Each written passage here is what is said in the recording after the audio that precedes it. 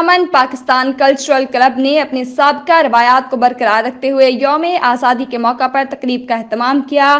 میونخ کے اریش گارڈن میں منعقدہ تقریب میں GPCC کے ممبران، فیملی اور بچوں نے شرکت کی۔ اس موقع پر مختلف پروفیشن سے تعلق رکھنے والے پاکستانی اسٹوڈنٹس اور مختلف شعبہ زندگی سے تعلق رکھنے والوں نے شرکت کی۔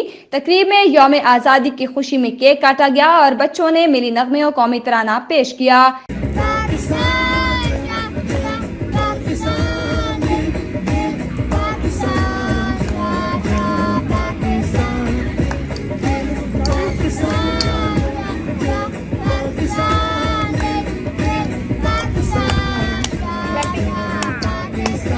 اس موقع پر GPCC کے صدر ذوالفقار علی تارڑ نے کہا کہ دنیا بھر میں کورونا وائرس کی وبا پھیلی ہوئی ہے۔